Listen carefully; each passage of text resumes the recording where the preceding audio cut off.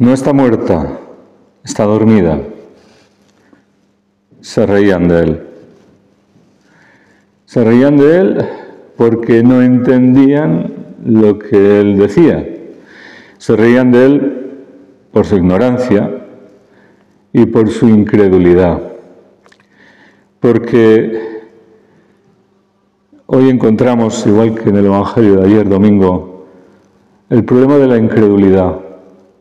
El problema de que ante la realidad de Dios que se revela en Cristo, de Dios que actúa con poder para salvación, Dios que revela su sabiduría, el hombre en su cortedad de miras, en su ignorancia, en su limitación, rechaza lo que recibe, rechaza esa sabiduría, rechaza ese poder, rechaza el amor de Dios, colocando por delante lo que cree que vale más que aquello que va a recibir.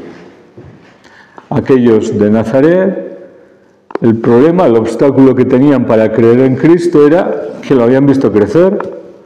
Decían, pero no es este el carpintero, pero no conocemos a su familia aquí. ¿Y cómo podía ahora salir de sus bocas esa sabiduría? ¿Y cómo podía ahora de sus manos salir ese poder que oraba para sanar y hacer milagros? No les encajaba. Y como no les encajaba, en vez de aceptar la verdad que les superaba, en vez de buscar y preguntarse, entonces, ¿quién es? A lo mejor es que no lo hemos conocido bien, a lo mejor es que no hemos entendido algo que se nos escapa y necesitamos descubrirlo. No, cortaban, rechazaban el conocimiento de Cristo porque se quedaban con lo poco que conocían y les impedía descubrir lo mucho que les faltaba. Aquí igual, se reían de Cristo porque acababa de decir ante aquella niña que estaba muerta, realmente estaba muerta. Acababa de decir, la niña no está muerta, está dormida. Pero si el Señor dijo eso, es que está revelando una verdad mayor de la que ellos conocían.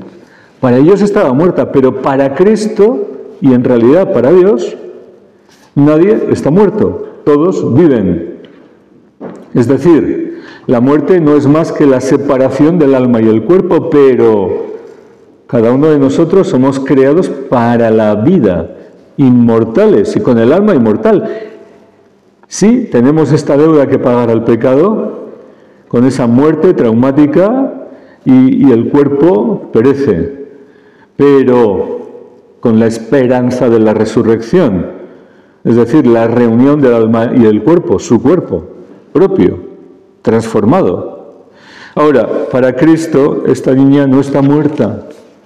No está muerta porque hay esperanza. No está muerta porque Él está allí y Él es la resurrección y la vida. No está muerta porque han creído en Él, algunos, pocos, pero es suficiente. Después de que echaron a la gente, a todos esos incrédulos que estorbaban, Él con los suyos, con los poquitos discípulos que le estaban acompañando y el padre y la madre de la niña, entra, rodeado de los que creen en Él.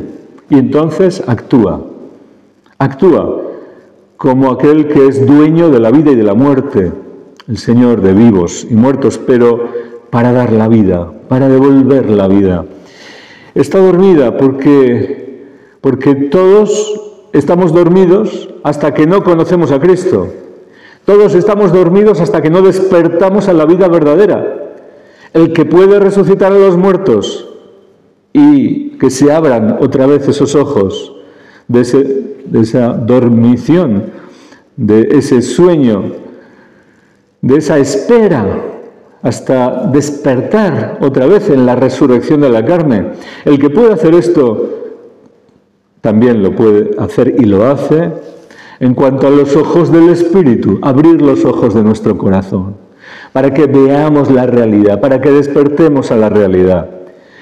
Por la fe, que es don de Dios, pero que necesitamos acoger, retirar todos esos obstáculos, esos impedimentos que colocamos por delante los hombres.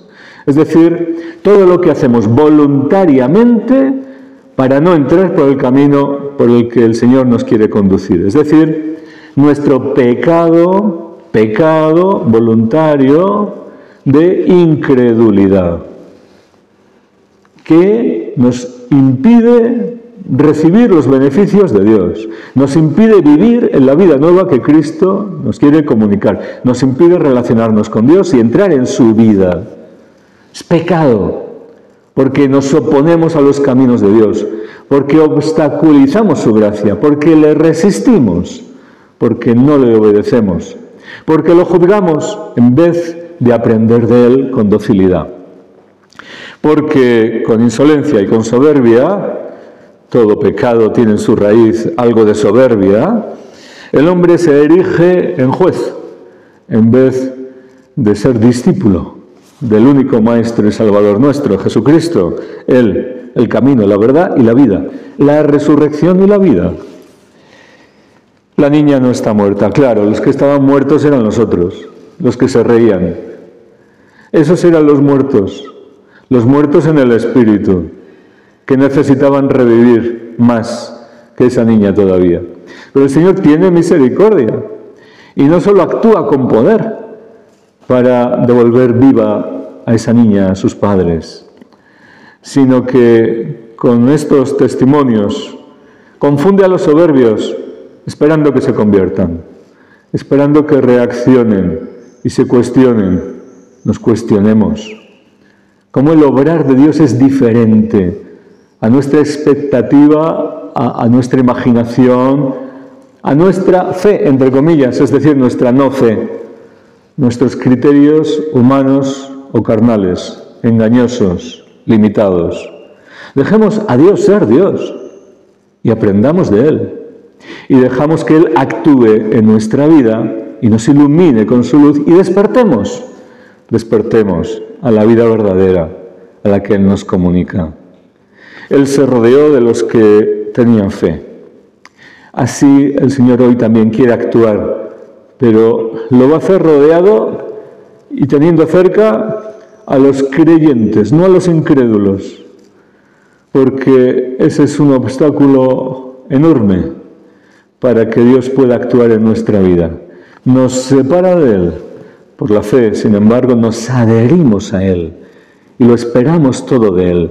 Confiamos y creemos en sus promesas, en su palabra, en su presencia, en su poder, en su misericordia, en su acción y cómo no se va a derramar cuando ve a quien espera en Él, a quien se une a Él, a quien confía en su palabra, a quien le obedece, aunque no entendamos, aunque no lo entendamos, pero si el Señor lo dice, así será.